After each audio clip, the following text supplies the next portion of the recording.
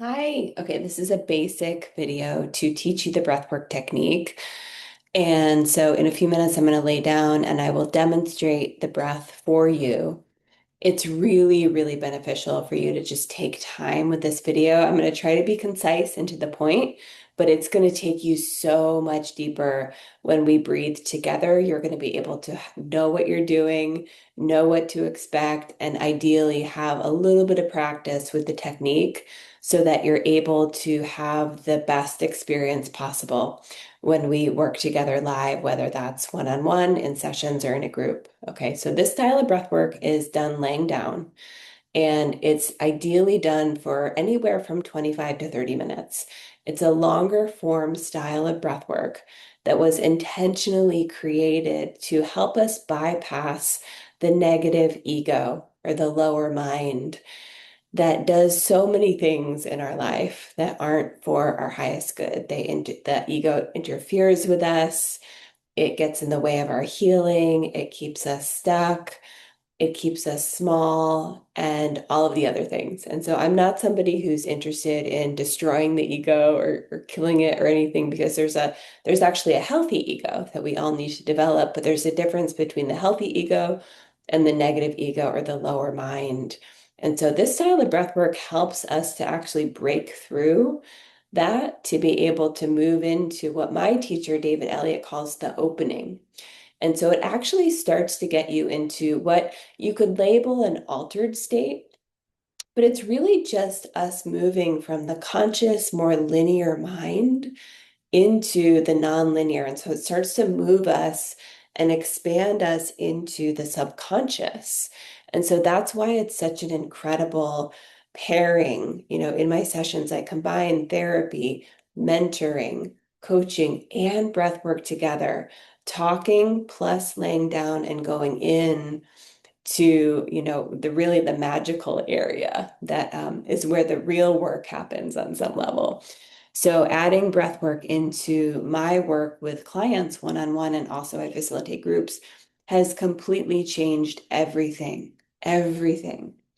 And I have my teacher, David, to thank for encouraging me to weave it in. Up until that point, a few years ago, it's been more than that, but I think it was 2019, around that time when I started to weave it into my work with clients.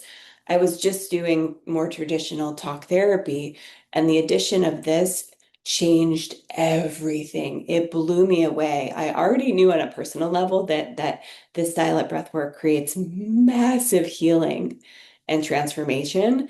But when I started to do it with my clients, it started to cut the work in half, actually much, much faster than that. And so it completely changed my whole practice.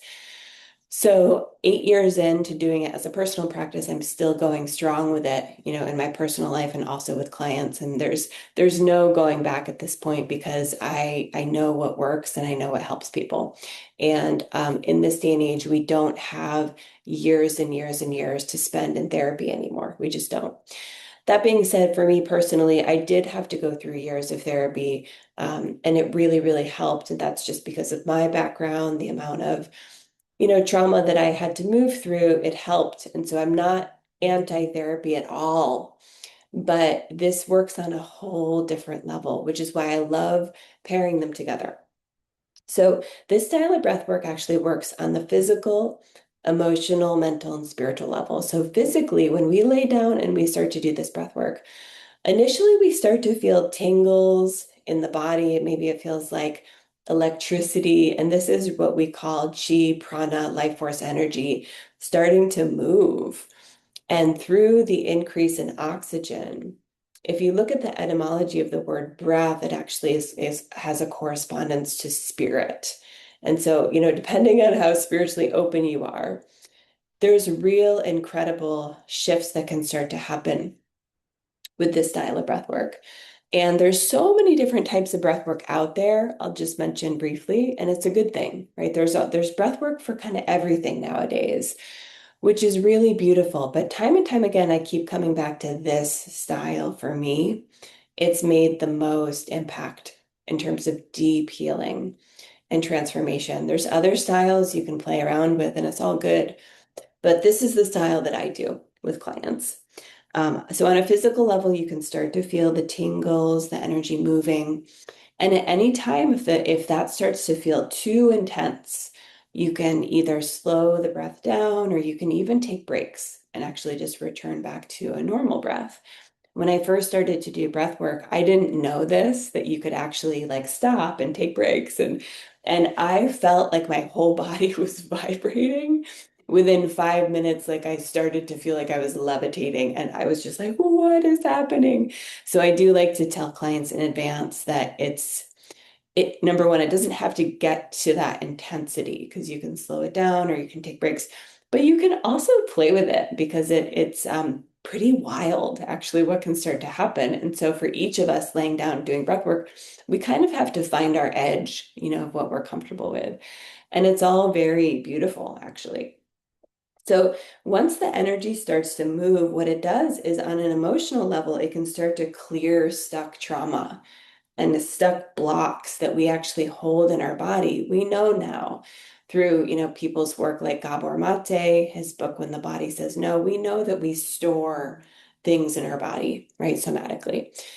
We store trauma in the body, in the tissues. And so this style of breath work actually kind of sweeps through and it helps us to clear blocks and to help them move. And so on the emotional level, oftentimes this style of breath work can bring tears up.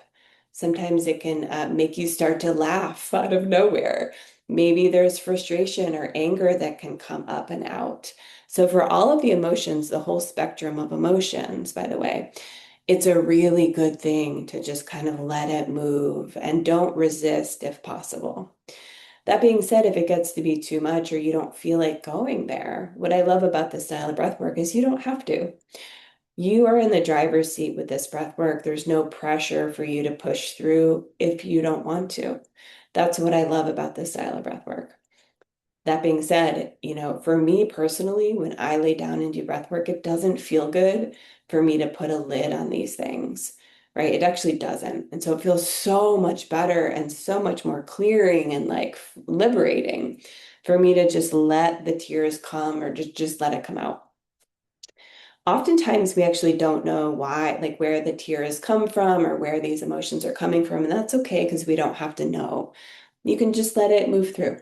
Just let it move through. It's very cathartic. It's very cleansing and very frees up a lot of space and it can feel really good. Who knows how long these things have been stuck in our body. And so that book that I just referenced, When the Body Says No by Gabor Mate, shows us that when these things are trapped for too long, they can cause disease. And this is a subject very close to my life as my mom passed away from cancer. And in that book, he tells you the correspondence of what psychologically what that's tied to. And so this work is very, very special to me. So the emotional level, sometimes it doesn't have a story attached to it. Sometimes it does. It'll bring you back to memories that need to be processed. And that's okay. And so, sometimes there's a story attached to it. Sometimes you don't know where it's coming from. Just trust it and let it come out. Don't forget if, you are in a way in the driver's seat here. So you can stop breathing at any time if you need to. I always like to say that to people. Don't throw yourself off the cliff. You want to be able to find that sweet spot where you're not going to hold back and have like a sort of a weak experience, but you're also not going to throw yourself off the cliff. For all of us, this is really good practice to be able to find our edge. And this is something, without getting too deep into it, that you can take off the mat with you as well, because it actually helps you to be able to, in your life, be able to find the edge, right? When we're doing this transformational work. So let's see, on a mental level, it does help you to bypass the lower ego, but it really connects us to the higher mind. And spiritually, these two things are kind of linked. It can help connect you and open the channel so that you can start to really be connected to your higher self. I call it my bridge to God. I'm not religious, but this is like the only words I find that are accurately describe this.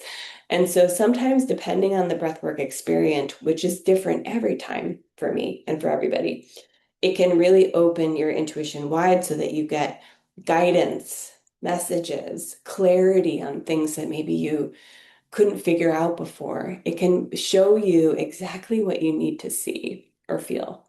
And so a lot of my work has actually come through during breath work. I'll get intuitive guidance on the next program that I'm going to offer. The whole Way Showers mentorship, which is a massive offering, came through during breath work. And so it can be a very spiritual experience for you.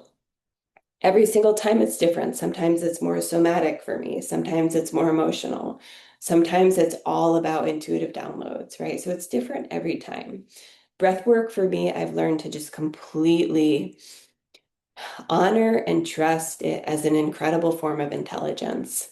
And when you can really believe that it will take you exactly where you need to go, it's phenomenal because it will, right? And so maybe it'll take a little practice for you to develop that relationship with breath work.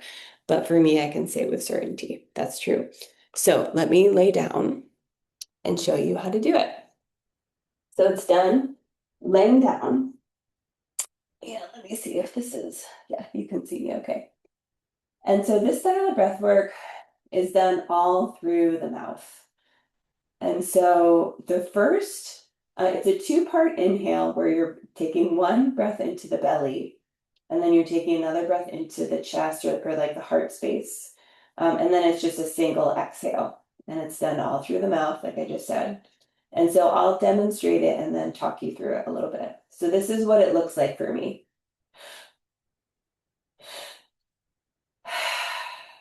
So belly, chest, out.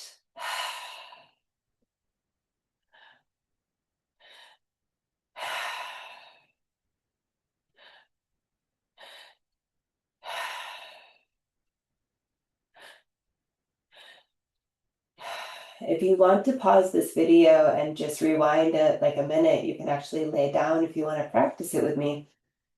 But that's how I tend to breathe. And so you'll see that it's not like a connected breath between the belly and the heart. It's almost like a micro pause in between. So it's not like you're not flowing them together, it's separate.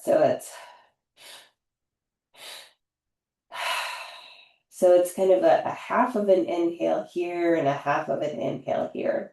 It's going to take a little practice for you to get used to this technique, to the rhythm, but eventually with practice, it will become much more natural so that you don't have to think so much about it.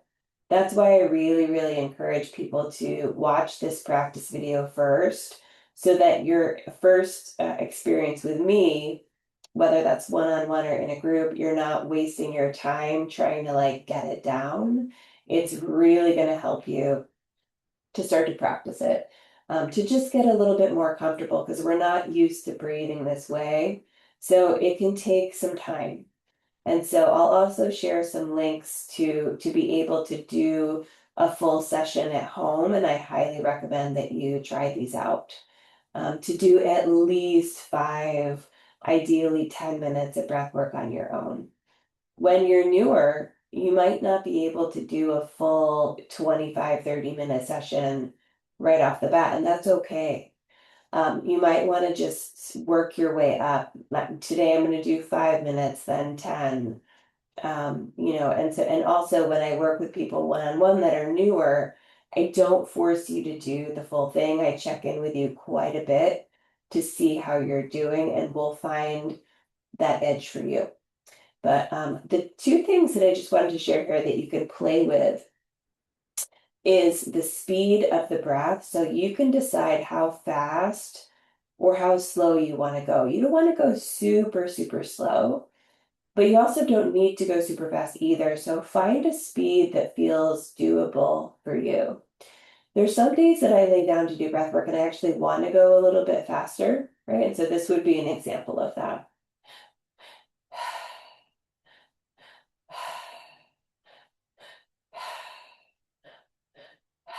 So some days that feels actually really good for me. But if you do it faster, it's kind of hard to get a deeper breath. And that's okay. It's totally fine. You don't have to do, right? You don't have to pull in tons of air on the inhales.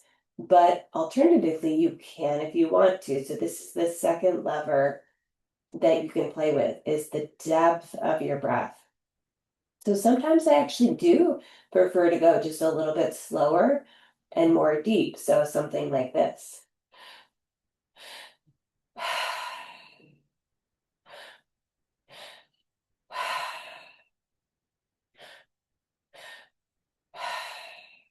And so for me personally, when I do the deeper inhales, I start to actually feel the breath work working faster because I'm pulling more oxygen in. And so that is something that typically will make your experience deeper and more transformational. However, there's some days where it's like there's really no right or wrong. Play with the speed and play with the depth and know that those are a couple of different levers that you can play with, right? And trust your intuition and your body, right? And even like during the course of like a breathwork session, you can play around like during that 20 minutes, right? With the speed, with the depth, and just be playful with it. So there's really no like strict rhythm that you have to do it. I would just say don't go super, super slow because that's really not going to do anything. Um, and what else do I want to say? So the last thing that I'll just share here is that there's also some things you can play with that can assist you to just help move energy up and out. And so if you have a lot of like stuck energy in your body, it can be really helpful to use sound every once in a while to help you just push stuff out, right? And so something like this. An audible sigh, some kind of a noise. Some of the breathwork groups that I go to, right, as a breather and then also a facilitator, the teacher will help us to do these soundings. Sometimes there's even like a yell that they encourage or like a laugh. And so there's different things that you can play with, right? The other thing that you can do is if your body has a lot of energy, or even if you feel resistance, you can shake out your arms, your legs. Sometimes I even like to kind of move my hips around. And also you'll see that you can also do this with your legs. If you start to kind of feel ungrounded or if you just need a little bit more stability, your knees can be bent, although it's not typically done that way. Like you have freedom to move your body in whatever way feels comfortable. The last thing that I'll just share here is that if you're new, because our bodies aren't used to taking in this amount of oxygen, sometimes the hands can start to close up like this, or even like start to kind of get tight. And this is called tetany, and it's very common at the beginning, for first few sessions as a beginner. And it happened to me quite a bit. It's super common. Breathwork teachers who teach this style, we always have to just tell you in advance because it's weird that when it happens, and I wasn't told ahead of time when it started to happen, and I was actually scared. I was like, oh my God, what's happening? But it's totally nothing to worry about. And if it bothers you, if it gets to be like too intense, then just stop the breath and just you can kind of open and close your hands. You can shake them out a little bit and it's fine. Even if you decide to just keep breathing, at the end, when you stop breathing and we move into Shavasana or just resting for, 5 minutes or so, your hands will start to relax. And very quickly they'll just go back to normal. So don't worry about that if it happens. And it doesn't happen to everybody, so I just like to, say in advance, just to let you know. I think that's kind of all that I wanted to show you here. Let me just do it one more time. Belly, chest, out. Okay, so that's it's so simple. And I don't think I spent time during this video yet talking about what we call the resistance. Maybe I can't remember, so I apologize. But oftentimes, the first 5 minutes or so of this breath work, my teacher David calls it the work phase because the ego is very, very tricky and it can create a lot of resistance in us. So even to this day, for me, sometimes I lay down, I do breath work, and I'm just like, oh, I don't feel like doing this. This is dumb. I just don't feel like it. Today is not the day. And the ego will come in and make all these excuses for why you don't need to do breath work. This is why David calls the first 5 minutes or so the work phase, because you just need to commit and push through and actually just focus on the breath and just keep breathing. Because what happens normally is that we then shift into what we call the opening. It's incredible. Like you have to actually experience this to know what I'm talking about. But the ego wants to get in the way. And so it's helpful to know in advance that this can happen. Because otherwise, if we're not familiar, we might really listen to that voice and think like, yeah, I just don't feel like it today, or this is stupid, or this is not for me. So I just want to tell you in advance to just keep with it. This is why at the beginning with breath work, it can be hard to commit on your own, and it can be much more useful to actually work with a teacher, right, or a guide that can help you to hold space to be able to encourage you to keep going. 99% of the time, it is not the truth, right? I mean, I don't want to discount that some days maybe it's truly not the day to do breath work. But, after doing this for 8 years personally and then guiding hundreds of people through breath work, 99% of the time, it's just the ego, right? And so we want to be able to stick with it, right? And get into what we call the opening, because that's where the magic happens. That's where the healing happens. That's where the transformation happens. So let me see if there's anything else. I have a lot of other resources where I speak at length about breath work that I'll share with you. And I will also share with you a link to Spotify where my teacher David has full breathwork sessions where you can practice at home, which I highly encourage. So please let me know if you have any questions at all, and I will see you soon.